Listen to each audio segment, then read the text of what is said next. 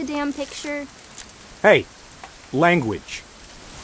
I will never forget this weekend, Dad. Okay, got it. I'm gonna take some pictures, okay? Just be careful. That camera's older than you are.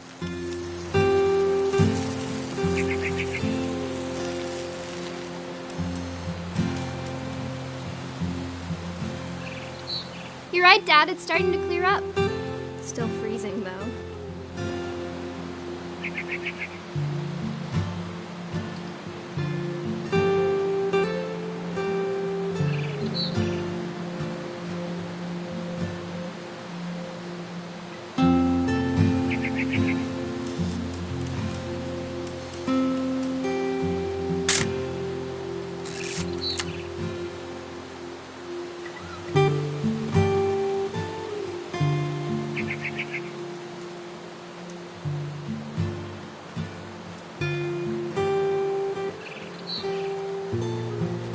Definitely should not have drunk all that coffee.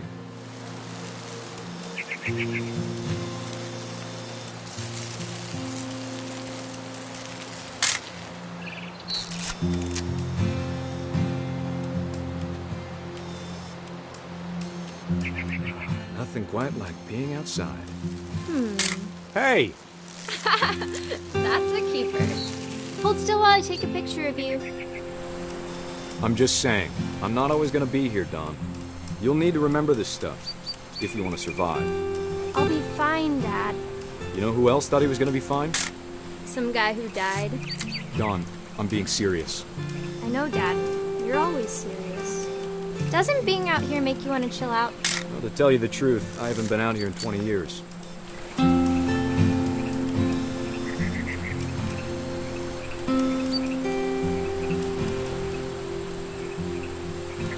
Last time I was with my brother. Don, don't you think you could find something more interesting to photograph? Your grandpa Sven taught us how to fish, how to build a fire. We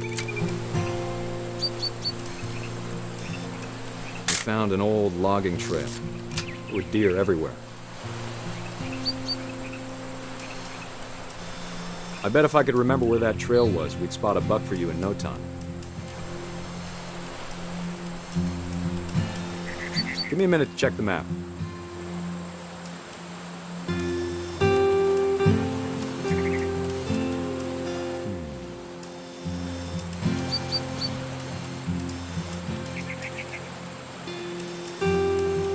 Let's see.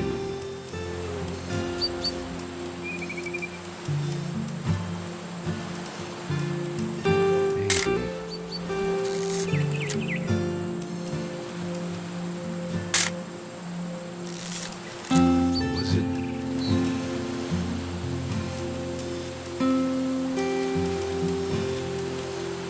It could have been.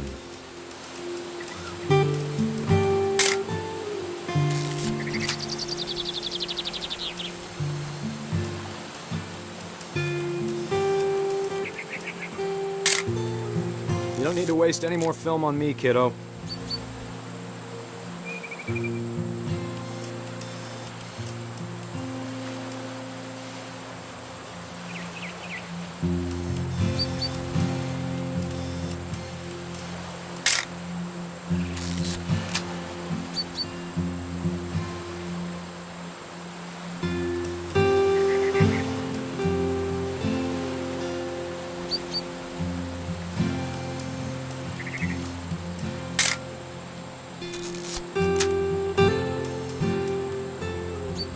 Dad! Good eyes, Don. Before you take the shot, let me get a picture of you.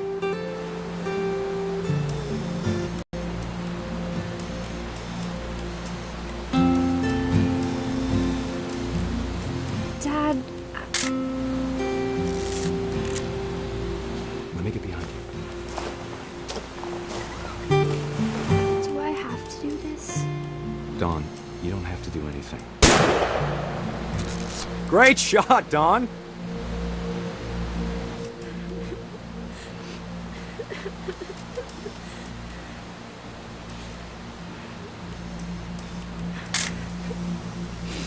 I'm proud of you, Don. Always remember that. okay?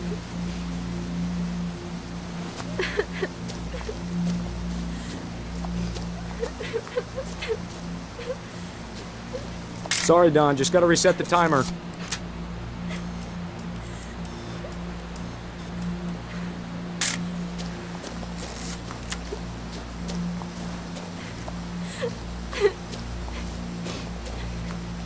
Dad, it's twitching.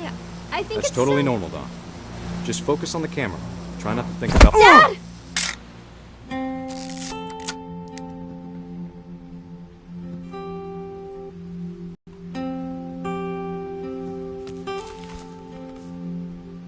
Of all these stories, that's the one I wish most that my mom had told me.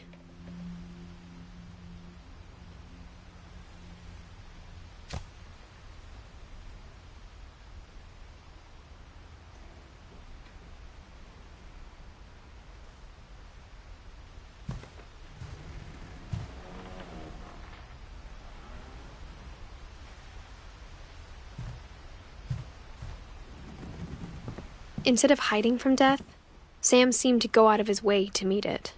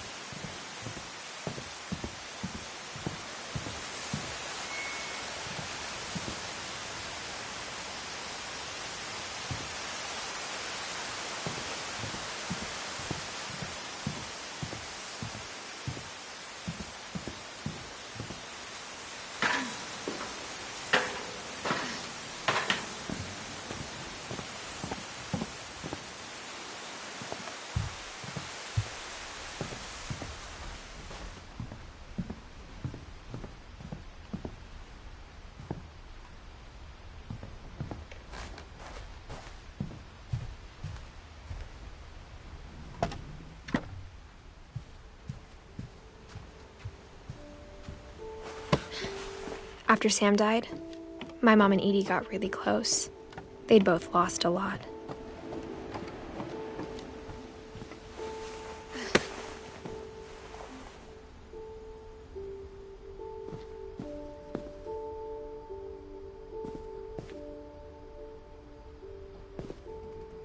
I can't imagine my mom ever writing poetry, and yet... A poem for Gus, who always said the wedding was a bad idea.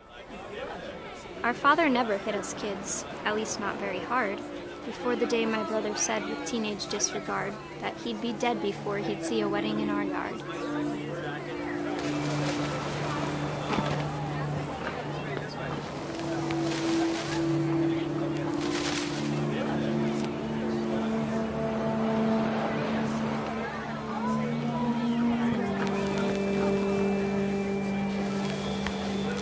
My father made him come, of course, but Gus stood far apart, just flew his kite and bottled up the storm inside his heart.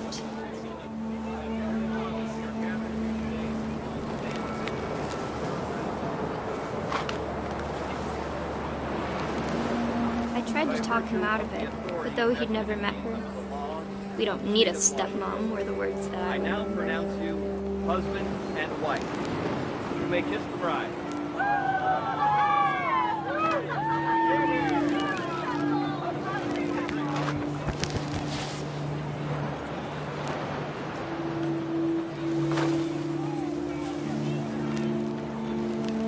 the time for photos came, Dad ordered him to Come here. But Gus declined, and as a sign held up his middle finger.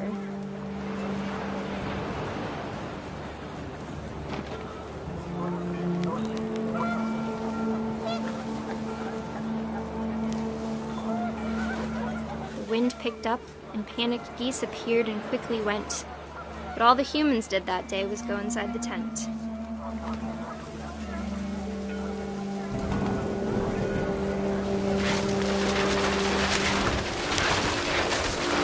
The rain came down in buckets then, but no one seemed afraid that nature might destroy the tent our dad had crudely made.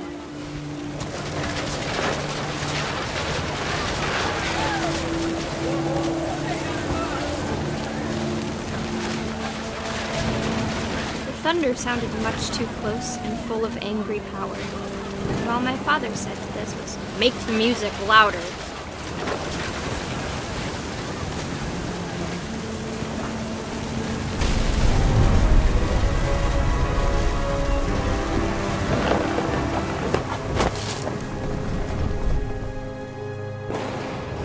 I wish that I could truly say I thought about you on that day.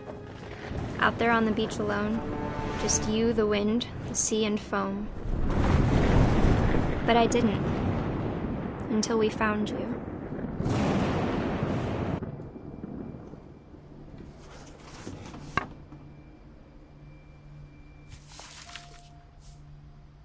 She never talked about him, but Mom told me once if I was a boy, they were going to name me Gus.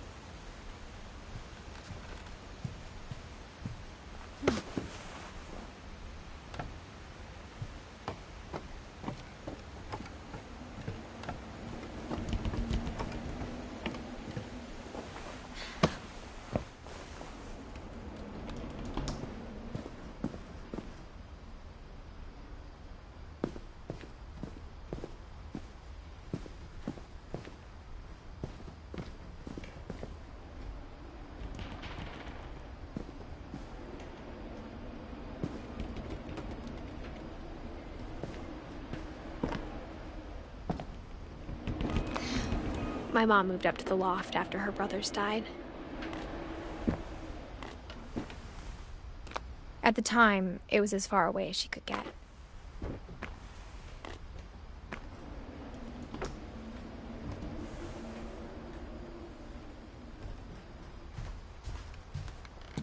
She spent a summer building houses in Calcutta, where she met my dad, Sanjay.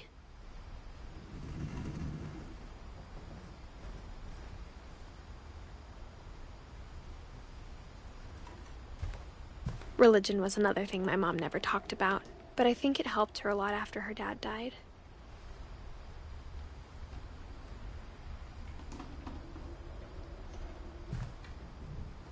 My mom moved to India a week after graduation and got a job teaching English. Louis was born a year later.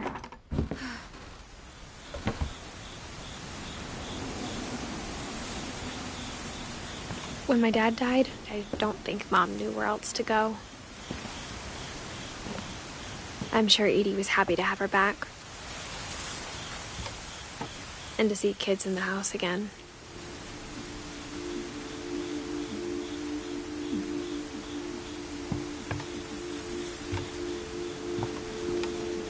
The house had to get a little bigger, but Edie was used to that.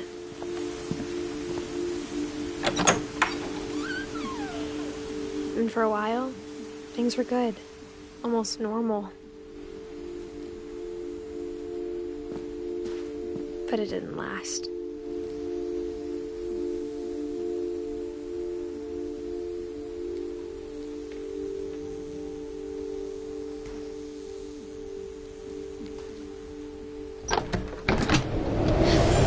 The beginning of the end was Milton's 10th birthday, when Edie gave him a castle.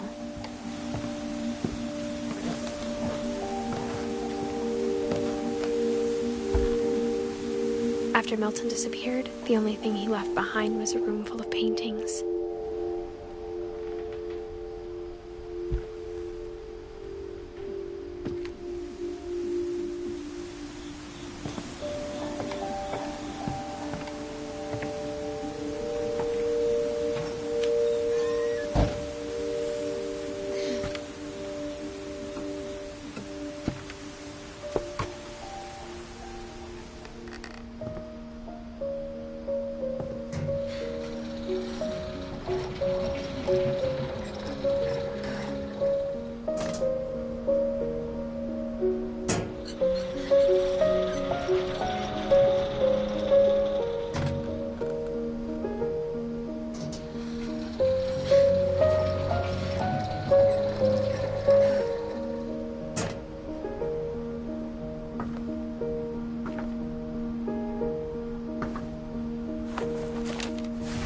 Milton Finch in The Magic Paintbrush.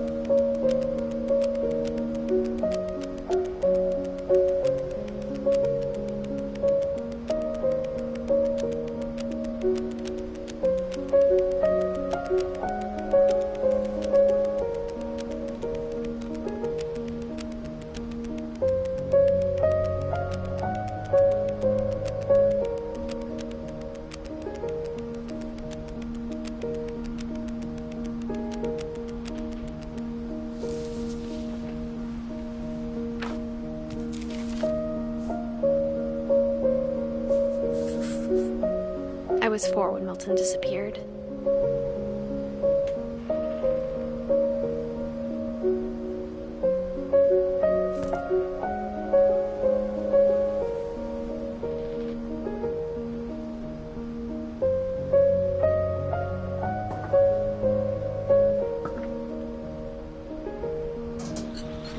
Mom spent months searching for my brother. Then she sealed the doors.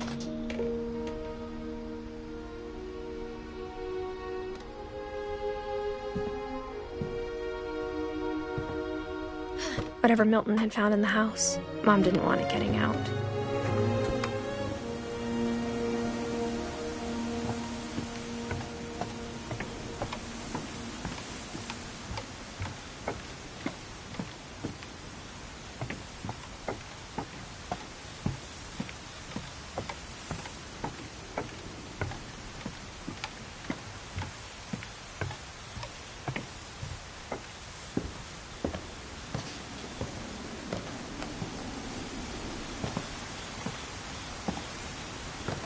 Mom definitely blamed Edie, but I think Louis blamed himself.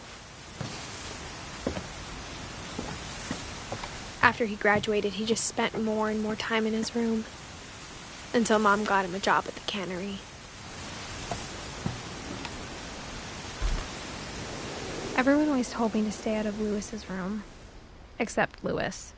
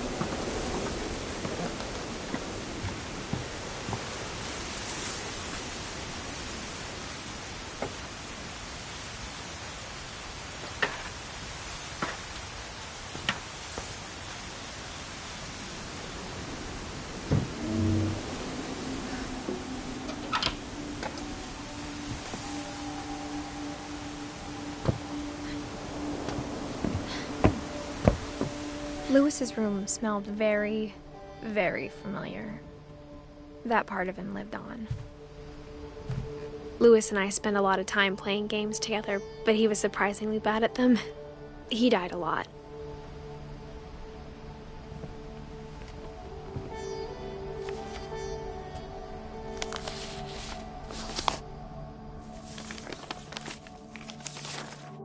Dear Mrs. Finch, as Louis's psychiatrist, I can understand your desire for an explanation. As I see it, the trouble began in January, shortly after we convinced your son to seek treatment for substance abuse. Newly sober, I believe Louis first noticed the monotony of his daily life.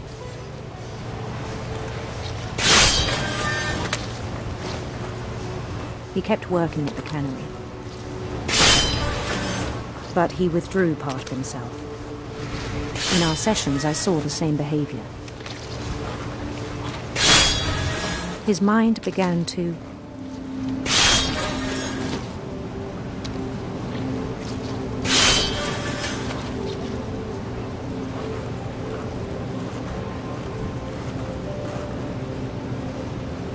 wander. I asked him to describe it.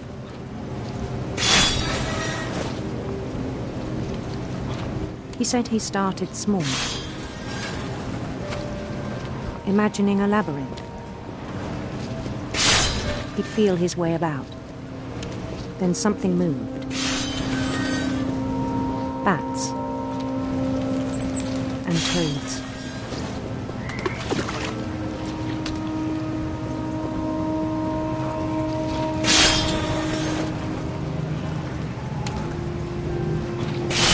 Things that have not names. He knew it was all in his head. But he took it very seriously. I had hoped he'd find himself.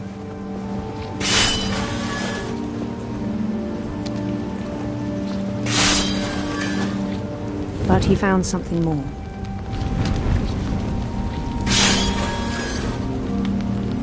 I worried about him then, daydreaming at the cannery. I spoke with his boss. But he said Lewis had become a model employee. Methodical, tireless, focused. Like a whole new Lewis. So I let him go on.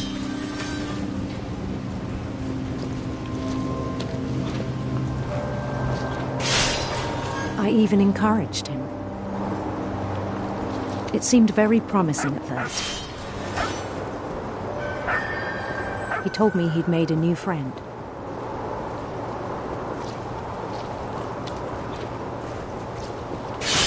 On the edge of a city he named Lewis Topia. He built the city up slowly, brick by brick. Then he made musicians.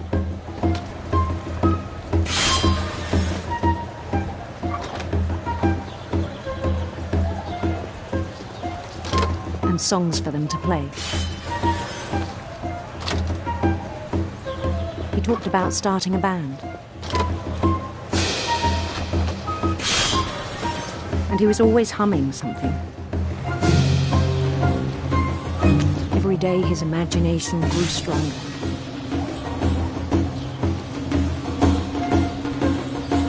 He no longer spoke at the cannery.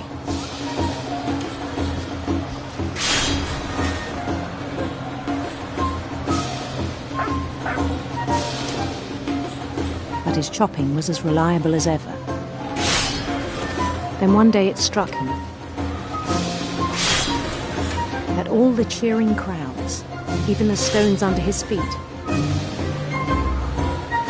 were all in his imagination. So he could do whatever he wished.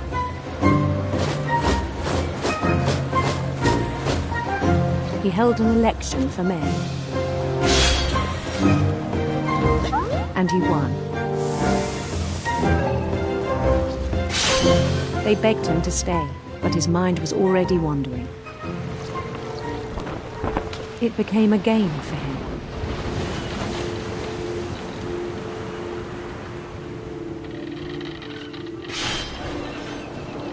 He'd conquer a city, then immediately push on. New Louisville. St. Louis. He started drifting away from our reality.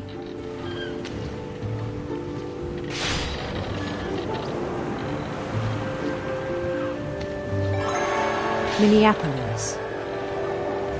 Until one day he forgot to go home from the cannery.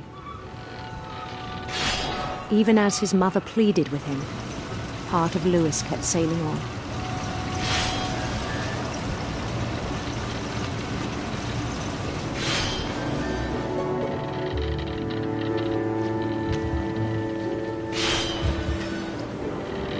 In Lewisburg, he heard rumors of a beautiful prince.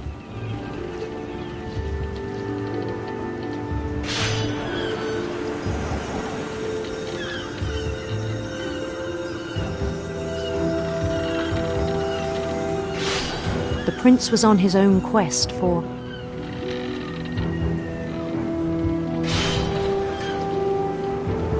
radiant rainbows.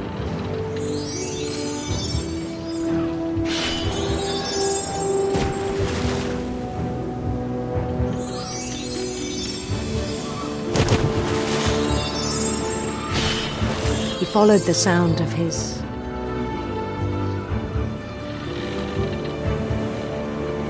silver harp.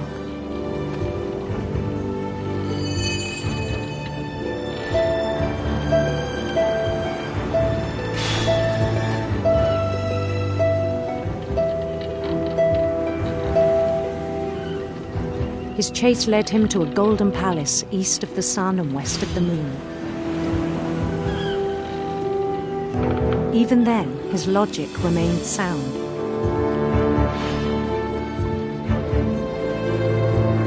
He knew the world was all in his imagination.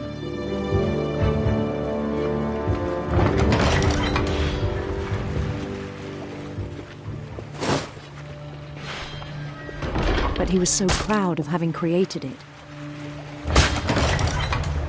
In his own eyes, he'd become something greater than a king.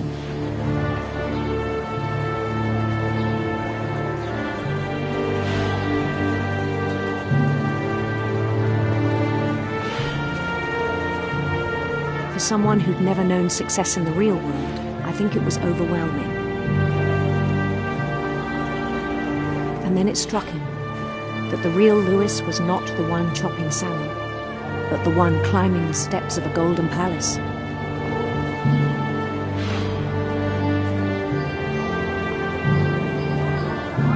My imagination is as real as my body, he told me.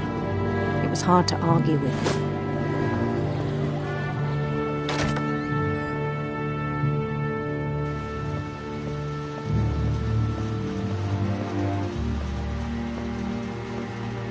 We began to forget the world we know.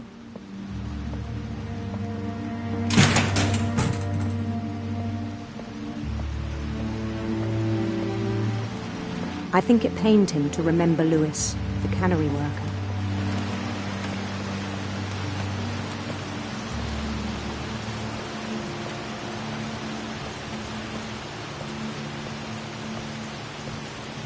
He began to despise the man with a royal contempt.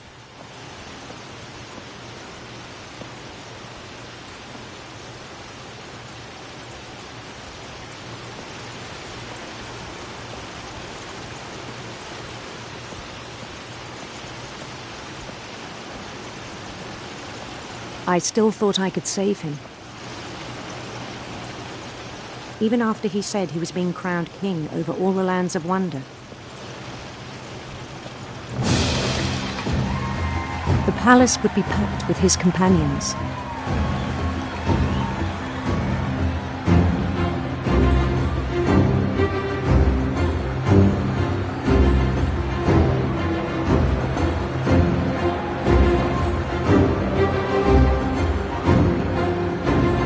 Including the wise Calico who'd insisted on advising him.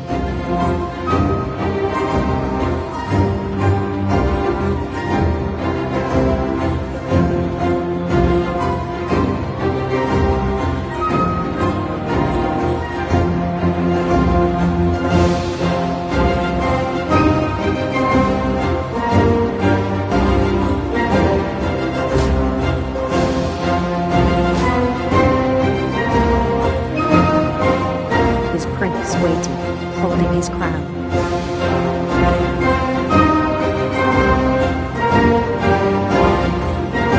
There was only one thing left to do.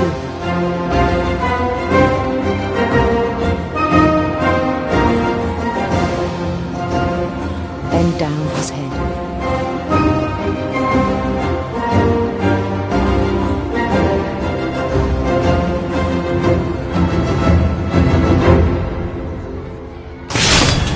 The rest I think you know. Mrs. Finch, your son was a kind man who will be missed by all of us who knew him.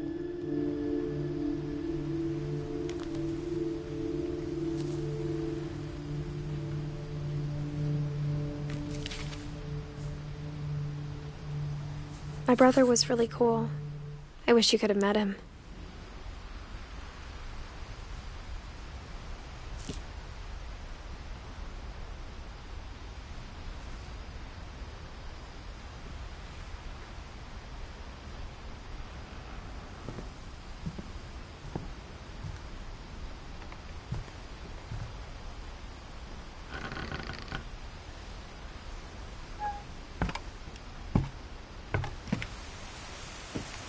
On the way back from Lewis's funeral, my mom told me to start packing. She waited until the day before we left to tell Edie. I'm not sure if she wanted to make it easier or harder.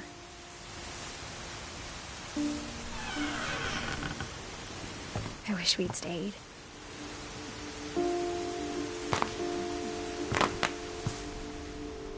But I understand why we left.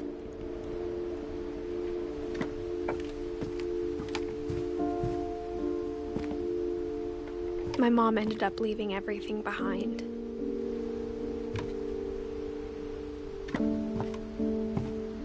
What happened that night had been coming for a long time. Maybe it should have come sooner.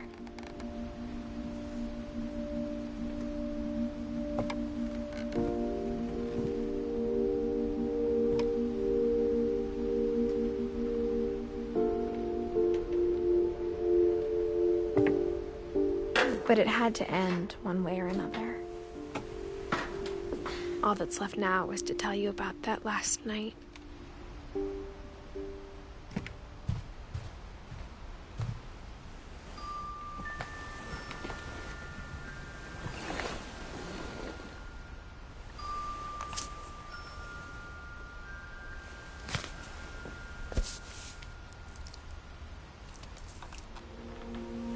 That whole last day, Edie just watched us pack and didn't say a word.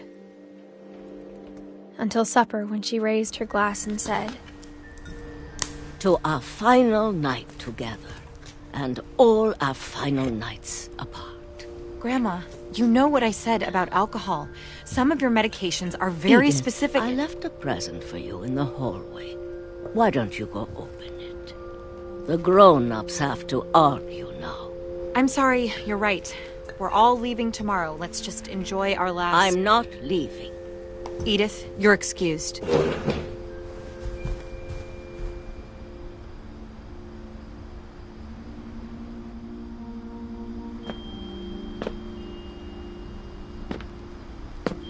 The power had been shut off that morning, but Edie always had plenty of candles.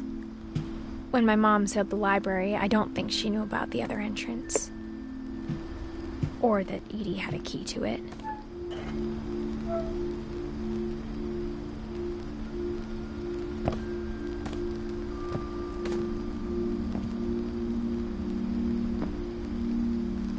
That thing you're afraid of isn't going to end when you leave the house.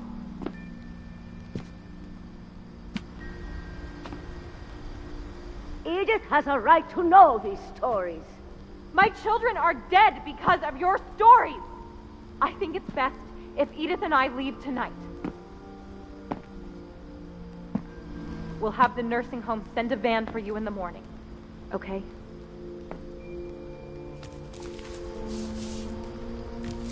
Dear Edith, there's so many stories I wish I could tell you, but there's only time for one.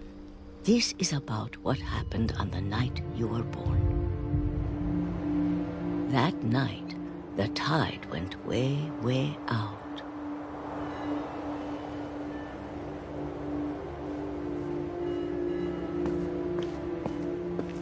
It was the first and last time I ever saw the old house aground. There'd been an earthquake out in the middle of the ocean. They called it the lowest tide in 1,000 years. God, it smelled awful. You know, I've seen that house every day of my life.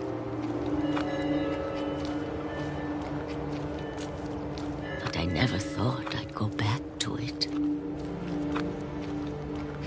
When the fog rolled in, I lost my way.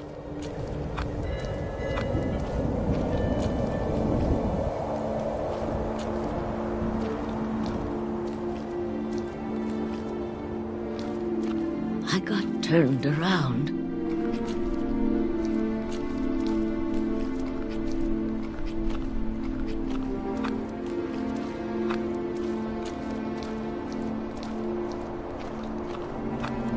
I started seeing things.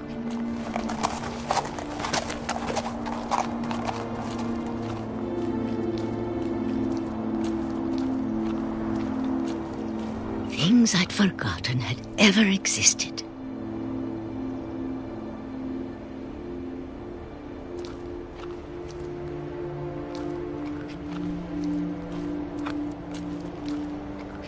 But when I saw them, they felt like old friends. That night, a lot of things came back to me. Or maybe I came back to them.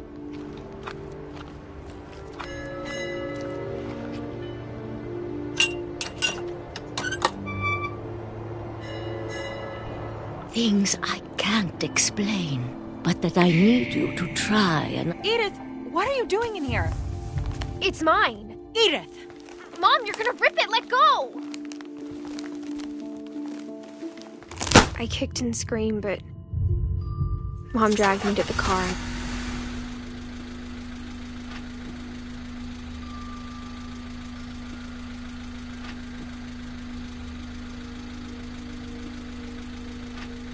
I never saw Great-Grandma Edie again. The next morning, the van came to pick her up, but she was already gone. After that, we moved around a lot.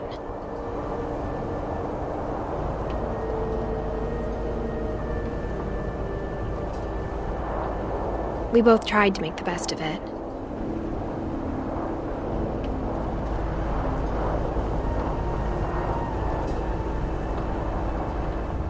A few years went by.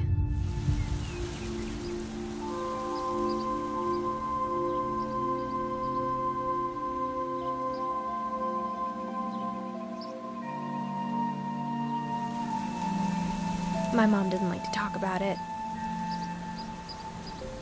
but she started getting sick a lot. The rest happened pretty quickly. She got better for a while, and then she didn't.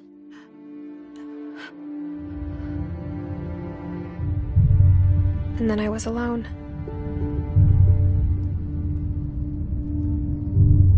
The last Finch left alive.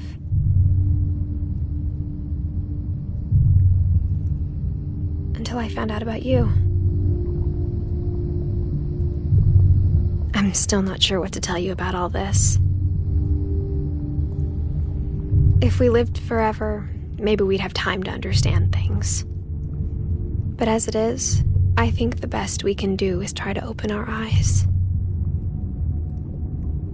And appreciate how strange and brief all of this is.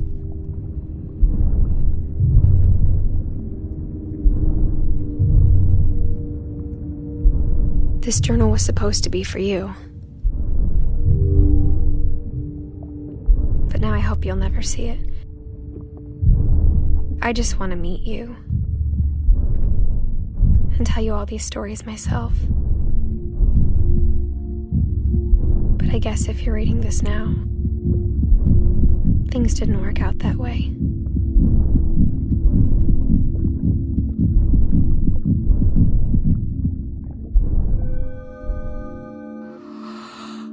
This is where your story begins.